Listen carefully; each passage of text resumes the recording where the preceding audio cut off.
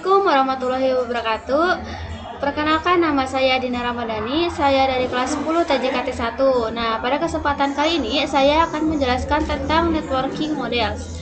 Nah, yang akan saya bahas yaitu konsep networking model, selanjutnya TCP atau IP models, application layer, transport layer, network layer, data link layer, physical layer, encapsulation dan decapsulation, dan yang terakhir yaitu OSI model. Nah, yang pertama yaitu konsep networking models.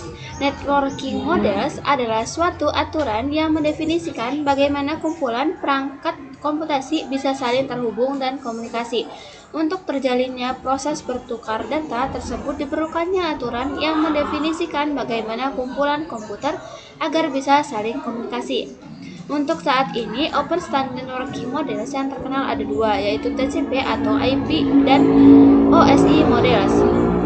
Nah, before Open Networking Model exist, itu setiap vendor memiliki networking modelsnya sendiri. Dan setelah itu datanglah Open Networking Model, yaitu sebagai pembuka agar setiap vendor dapat saling berkomunikasi dan bertujuan untuk menyebarkan antar vendor tersebut.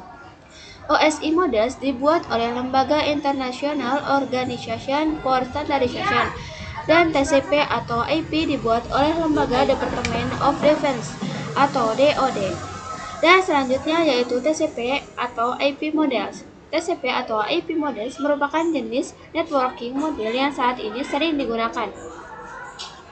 TCP atau IP itu mendefinisikan suatu protokol agar antar komputer itu bisa saling komunikasi. Bagian-bagian kecil dari networking model disebut sebagai layer. TCP atau IP models lebih dibagi menjadi 5 layer, yaitu application, transport, network, data link, dan physical. Nah, selanjutnya yaitu application layer. Application layer berfungsi sebagai antarmuka dengan aplikasi, mengatur bagaimana aplikasi dapat mengakses jaringan dan kemudian membuat pesan-pesan berskala.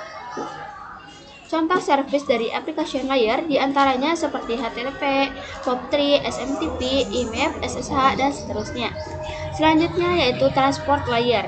Transport layer berfungsi untuk menyajikan atau memberikan service ke application layer. Untuk transport layer terdapat dua protokol yang sering digunakan, yaitu TCP atau UDP.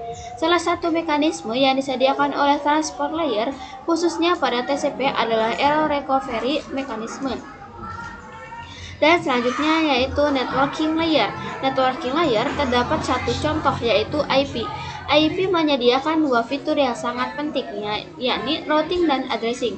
Jadi kalau routing itu bekerja layaknya kantor pos, kayak mencari rute tercepat agar mencapai tujuan, sedangkan addressing itu IP address itu sendiri, yaitu memberikan nama pada perangkat di jaringan komputer.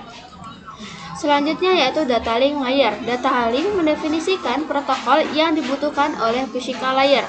Physical layer tersebut mendefinisikan cabling pada suatu jaringan komputer. Salah satu fitur yang tersedia pada data link layer adalah PCS atau Frame Check Sequence, yaitu error detection mechanism. Addressing yang digunakan pada data link layer adalah MAC address. Dan selanjutnya yaitu encapsulation dan decapsulation. Encapsulation adalah proses membungkus data dengan header pada data di setiap layernya, sedangkan decapsulation itu perubahan agar menjadi data lagi. Nama of TCP atau IP machines, application layer data, transport layer data ditambah TCP header atau yang disebut dengan segmen, network layer data atau ditambah TCP header ditambah IP dan yang disebutnya dengan IP packet. Dan yang terakhir data link layer data ditambah TCP header ditambah dengan IP. Dan selanjutnya dan yang terakhir yaitu OSI models. Pada saat ini, model yang sering kali digunakan hanya TCP atau IP. Karena untuk dari sisi perkembangan modelnya, TCP atau IP lebih dominan daripada OSI layer. Tetapi OSI layer biasa dipelajari karena mudah dipahami. Sebelum networking ada, setiap vendor membuat atau memiliki networking modelnya masing-masing. Jadi, usaha untuk membangun suatu jaringan komputer sangat besar. Banyak vendor yang mencari cara bagaimana upaya agar tetap bisa berkomunikasi dengan baik antar vendor satu dengan yang lainnya. Nah, sekian penjelasan dari saya. Mohon maaf apabila ada kesalahan kata. Saya ucapkan terima kasih. Wassalamualaikum warahmatullahi wabarakatuh.